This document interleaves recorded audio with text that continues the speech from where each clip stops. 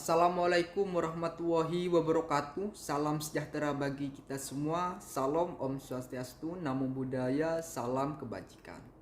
Perkenalkan, nama saya Imamir Fikih, NIM 356, yang akan menjelaskan teori terjadinya negara. Teori kenyataan. Timbulnya suatu negara merupakan soal kenyataan. Apabila pada suatu ketika unsur-unsur negara, wilayah, rakyat, pemerintah yang berdaulat terpenuhi, maka pada saat itu pula negara itu menjadi suatu kenyataan. Itu menurut teori kenyataan. Dan dilanjut dengan nomor 2, teori ketuhanan. Timbulnya negara itu adalah atas kehendak Tuhan. Segala sesuatu tidak akan terjadi tanpa kehendaknya. Friedrich Julius mengatakan bahwa negara tumbuh secara berangsur-angsur melalui proses evolusi, mulai dari keluarga menjadi bangsa dan kemudian menjadi negara. Negara bukan tumbuh disebabkan berkumpulnya kekuatan dari luar, melainkan karena perkembangan dari dalam. Ia tidak tumbuh disebabkan kehendak manusia, melainkan kehendak Tuhan. Namun pada umumnya negara mengakui bahwa selain merupakan hasil perjuangan atau revolusi, terbentuknya negara adalah atas karunia atau kehendak Tuhan. Itu menurut teori ketuhanan. Dan nomor 3, teori perjanjian masyarakat. Teori ini disusun berdasarkan anggapan bahwa sebelum ada negara, manusia hidup sendiri-sendiri dan berpindah-pindah. Pada waktu itu belum ada masyarakat dan peraturan yang mengatur, sehingga kekacauan mudah terjadi dimanapun dan kapanpun. Tanpa peraturan, kehidupan manusia tidak berbeda dengan cara hidup binatang buas, sebagaimana dilukiskan oleh Thomas Hobbes, John Locke, dan J.J. Ross, dengan karakteristik perjanjian negara yang berbeda dan makin menunjukkan peningkatan peradaban manusia dalam bernegara. Teori perjanjian masyarakat atau kontrak sosial. Kontrak ini pertama kali dikembangkan oleh beberapa ahli filsafat dengan tokoh utamanya adalah Thomas Hobbes, John Locke, dan J.J. Ross.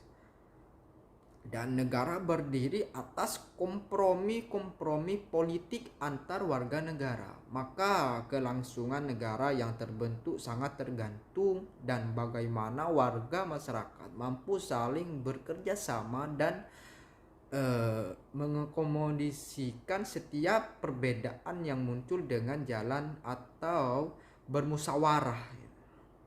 Nomor 4, teori kekuasaan. Teori ini menjelaskan kekuasaan menyatakan bahwa negara terbentuk berdasarkan atas kekuasaan. Orang kuatlah yang pertama-tama mendirikan negara, karena dengan kekuatannya itu berkuasa memaksakan kehendakannya terhadap orang lain. Sehingga ada perumpamaan bahwa raja yang pertama adalah prajurit yang berhasil. Teori pengalihan hak. Teori pengalihan hak merupakan teori negara yang dilapori oleh Sir Robert Filmer dan Louisiu.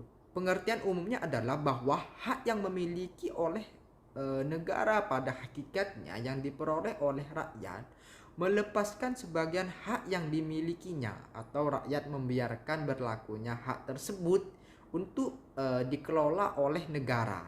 Itu. Dan teori penaklukan. Teori ini dierat kaitkan dengan doktrin. Kekuatan menimbulkan hak bahwa pihak atau kelompok yang kuat atau menaklukkan pihak atau kelompok lainnya.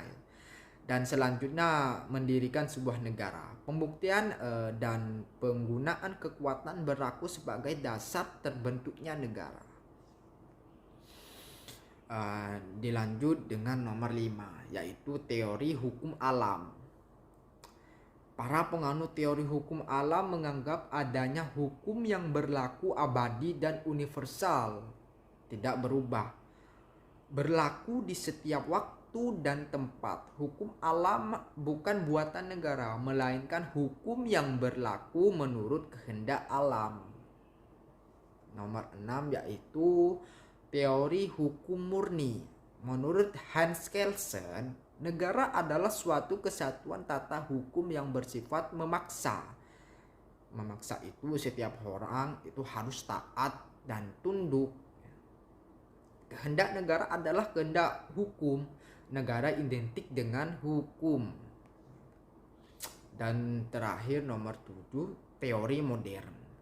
Teori modern menitik beratkan fakta dan sudut pandangan tertentu untuk memperoleh kesimpulan tentang asal mula, hakikat, dan bentuk negara. Dan sekilas teori-teori terjadinya negara.